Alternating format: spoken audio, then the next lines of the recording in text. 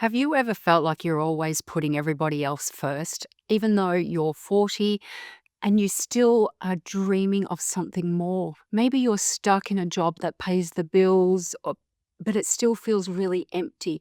Or you're giving everything to your family, but wondering, what about me? In this video, I'm going to guide you through 3 easy steps to finally put yourself first and choose those dreams that you've been pushing aside for such a long time.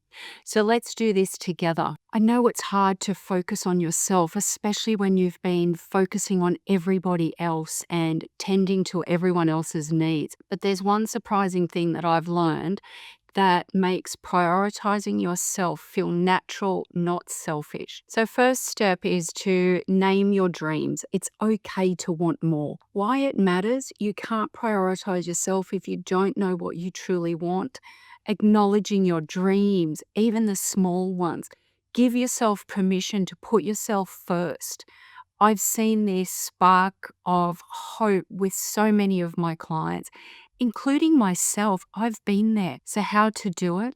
Well, it takes 10 minutes with a notebook. Okay. So, start writing down just one dream that you have shelved. And it could be perhaps starting a side hustle, traveling, or having some quiet time to read.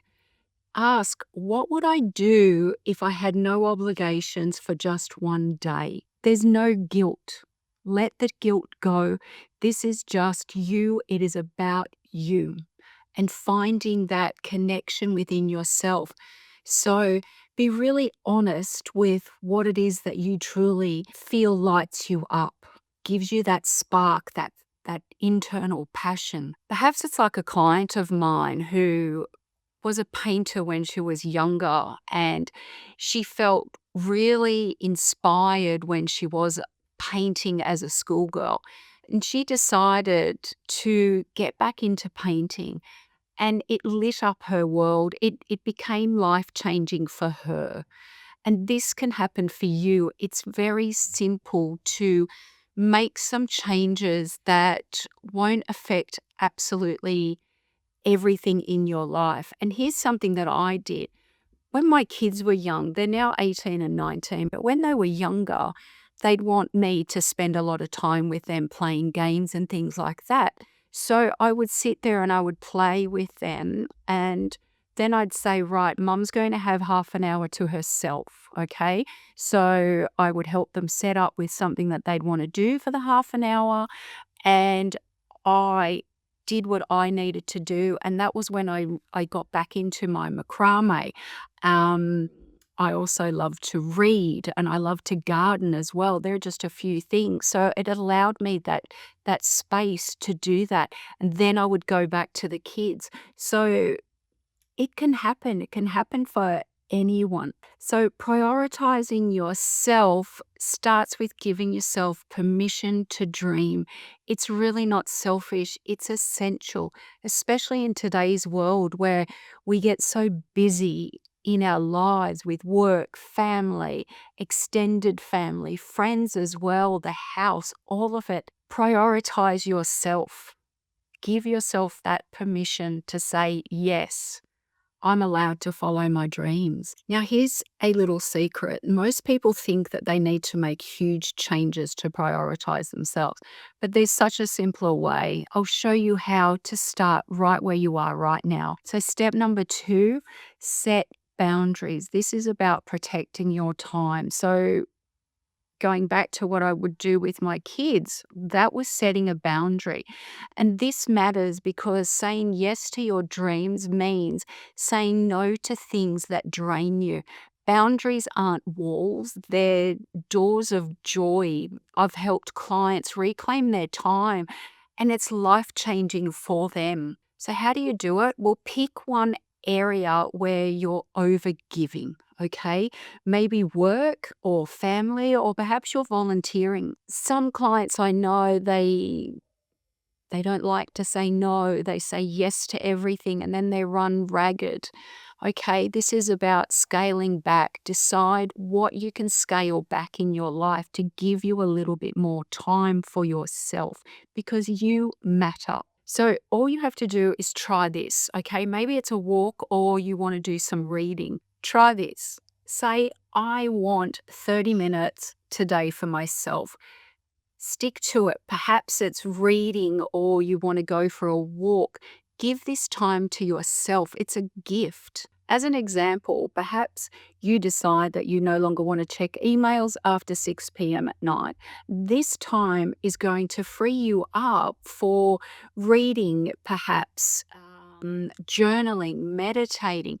You can also pair it with something that helps you to stay on track. Maybe you're quite regular with having a cup of tea perhaps after dinner, then you could get your journal and start journaling or sketching while you're having that cup of tea.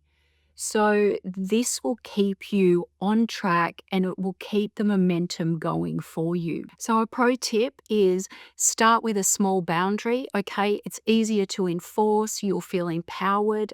And you'll let the guilt go. This is the simpler way. Smaller boundaries create that space for your dreams without overwhelming your life as well. Okay, so now you're dreaming again, you're setting boundaries, but how do you keep this going? There's one tip that I teach clients to make prioritizing themselves a habit, and this can work for you as well.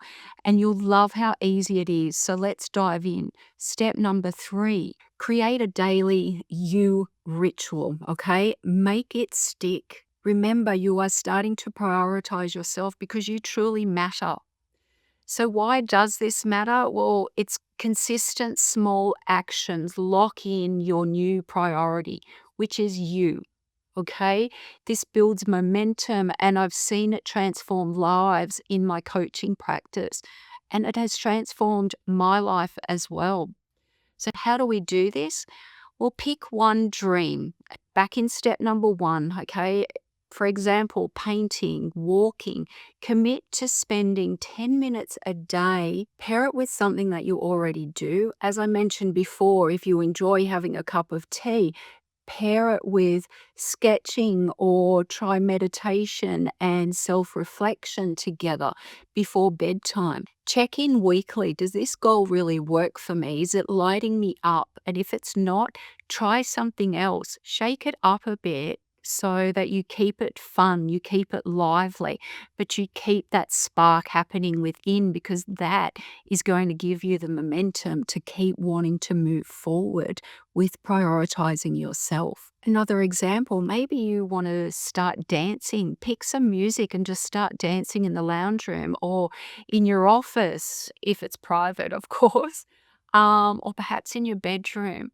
Really find things that inspire you because this is going to bring back the happiness and the joy within your life again. And a pro tip, this prioritizing of yourself, treat it like a gift, giving yourself a beautiful gift. This is not a chore.